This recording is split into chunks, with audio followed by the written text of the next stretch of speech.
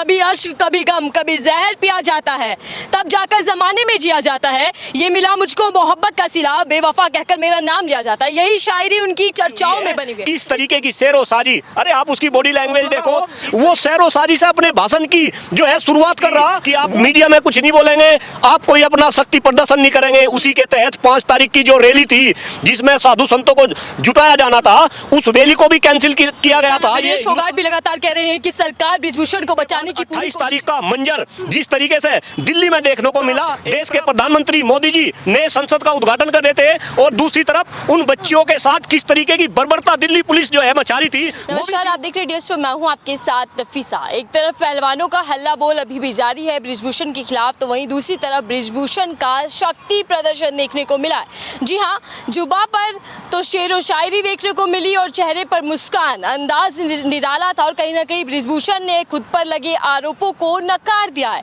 शेरो शायरी के माध्यम से एक बार फिर से ये बता दिया है कि बृजभूषण पर जो आरोप लगे वो बेबुनियाद है और साथ ही पहलवानों की जो मुख्य मांग है कि बृजभूषण की गिरफ्तारी होनी चाहिए, वो मांग भी बेबुनियाद है। ऐसे में बातचीत करने के लिए हमारे साथ हैं प्रोफेसर साहब मलिक जी, हमारे साथ हैं, उनसे बातचीत करते हैं और समझते हैं कि बृजभूषण का जो ये शक्ति प्रदर्शन देखने को मिला और साथ ही शेरो शायरी का अंदाज ये क्या बयां कर रहा है। उनके तेवर अभी भी तीखे, अभी भी तेवर वही है बृजभूषण के। देखिए मैडम, इस देश का सबसे बड़ा दुर्भाग्य, एक तरफ यौन शोषण का आरोपी है जिसके ऊपर जो महिला पहलवान है वो कोई साधारण आम बच्चियां नहीं है, बहनें नहीं है, वो इस देश की आन बान और शान है। उन महिला पहलवानों ने यौन शोषण के आरोप लगाए। एक तरफ ऐसा शख्स है और उसने कल शक्ति प्रदर्शन, आप बता रहे कि शक्ति प्रदर्शन किया, और शक्ति प्रदर्शन से पहले उसने रोड शो किया 35 किलोमीटर लंबा।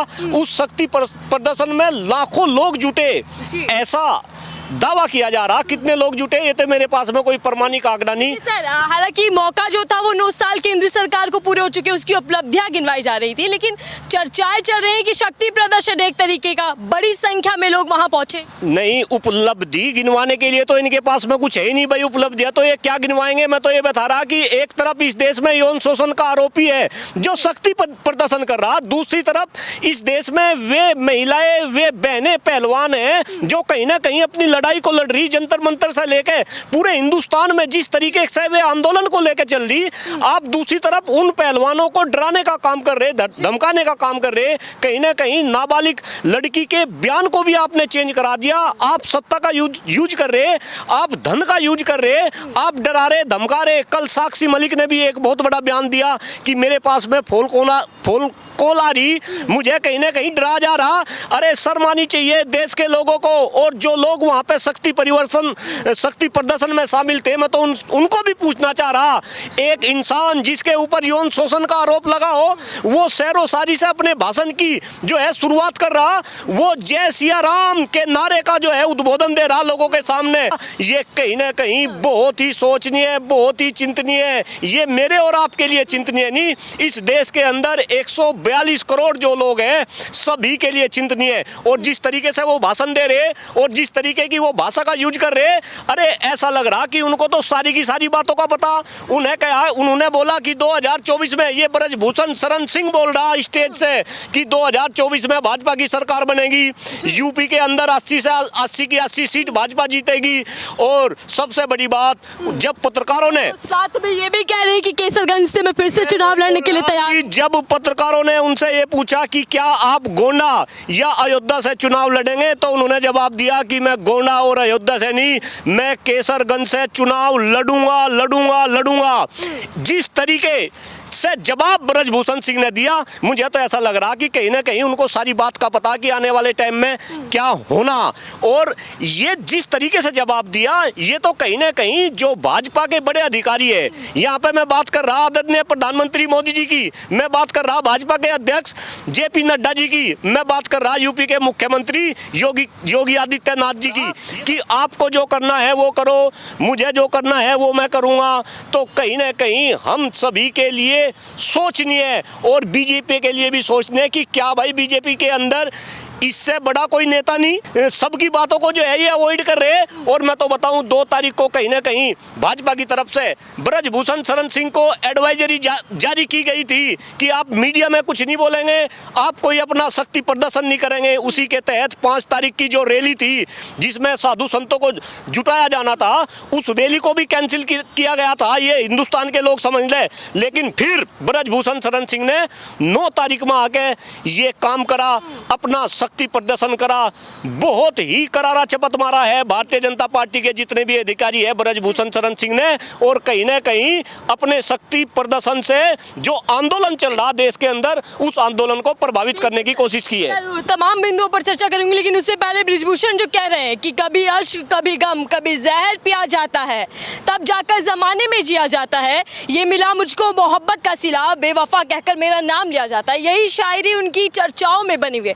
इसका जवाब आप क्या देंगे? सीधे तौर पर ये पहलवानों के लिए कहा गया? देखिए बिल्कुल पहलवानों के लिए कहा गया, और मैं तो ये कह रहा कि ये पहलवानों के लिए नहीं कहा गया, ये तो कहीं ना कहीं हिंदुस्तान के 142 करोड़ लोगों के लिए कहा गया। उन्होंने कहा भाई आप कुछ भी यूज कर लो, आप मेरे खिलाफ कितने भी गवाह ले आओ, आप कहीं भी न्यायालय में चले जाओ, ब्रजभूषण शरण सिंह सबसे बड़ा उन्होंने दिखा, सबसे बड़ा भूमाफिया है, सबसे बड़ा शिक्षा माफिया है। और कहीं ना कहीं सरकार भी ब्रजभूषण शरण सिंह के चरणों में पड़ी हुई है।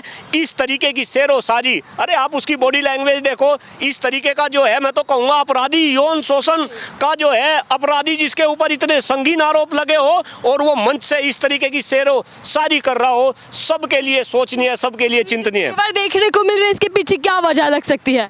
भाई इसके पीछे तो वजह कहीं ना कहीं जो है सरकार जिस तरीके से साथ दे रही। और मैं तो एक बात और आपके चैनल के माध्यम से खुले रूप से इस देश की जनता को कह रहा कि इस देश के अंदर भाजपा का छोटे से बड़ा कार्यकर्ता, भाजपा का कोई विधायक, भाजपा का कोई सांसद कितना भी बड़ा अपराध कर ले, उसको अपराध को कहीं ना कहीं आज के टाइम में नेग्लेक्ट किया जा रहा। अगर मैं पूर्व में भी बात करूं, देश के अंदर किसानों का जो जब आंदोलन चल रहा था, उसमें लखीमपुर खीरी के ऊपर जो हमारे गृह राज्य मंत्री थे, उनके बेटे ने जो है गाड़ी चढ़ा दी, उनका कुछ हुआ क्या? नहीं हुआ।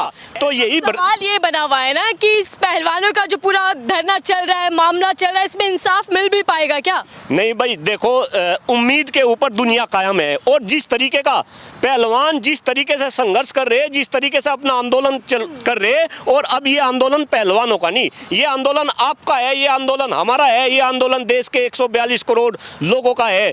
इस आंदोलन को लेकर कहीं ना कहीं सरकार को भी झुकना पड़ेगा। और मैं तो बार बार अलग अलग प्लेटफॉर्म से कह रहा, सरकार को ब्रजभूषण शरण सिंह को गिरफ्तार भी करना पड़ेगा और सरकार को इसका खामियाजा भी भुगतना पड़ेगा। ये वही कहानी है जो अलग अलग मंचों से मैं सुना रहा, पुलिस और चोर की कहानी, कि भाई 100 डंडे भी खाने पड़ेंगे और कहीं ना कहीं 100 प्याज भी खानी पड़ेगी।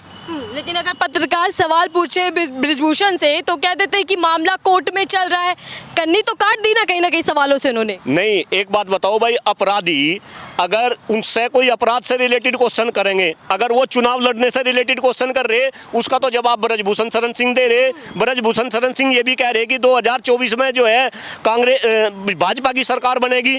वो ये भी कह रहे कि यूपी के अंदर हम 80 की 80 सीटें जीतेंगे। लेकिन जब उनसे रिलेटेड आरोप जो उन पे लगाए गए, कोई पत्रकार क्वेश्चन करता है तो भाई वो क्या जवाब देंगे? अरे मैं तो कह रहा, अब तो इतने जवाब आ रहे, मैं तो आपके चैनल के माध्यम से देश की जनता को याद दिलाना चाह रहा कि यही ब्रजभूषण शरण सिंह है जिसने ये कहा था कि अगर एक भी आरोप मेरे ऊपर सिद्ध कर दे तो मैं फांसी खा लूंगा। अब आरोप तो सिद्ध होंगे, लेकिन अब गवाह आप जो है अलग अलग टीवी चैनल पे गवाह उनके देखो किस तरीके से गवाह आ रहे।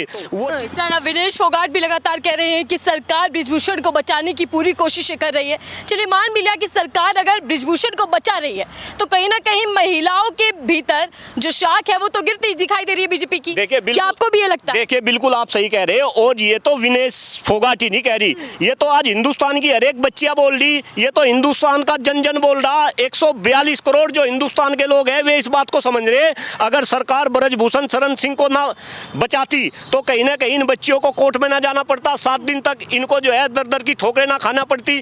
और इसके बाद 28 तारीख का मंजर जिस तरीके से दिल्ली में देखने को मिला, एक तरफ देश के प्रधानमंत्री मोदी जी नए संसद का उद्घाटन कर रहे थे और दूसरी तरफ उन बच्चियों के साथ किस तरीके की बर्बरता दिल्ली पुलिस जो है मचा रही थी, वो भी सीन सबको देखा। तो इसमें तो कोई शक नहीं कि भाई सरकार ब्रजभूषण शरण सिंह को नहीं बचा रही, सरकार ब्रजभूषण शरण सिंह को बचा रही। लेकिन मैं ये कहना चाह रहा कि कब तक बचाएगी?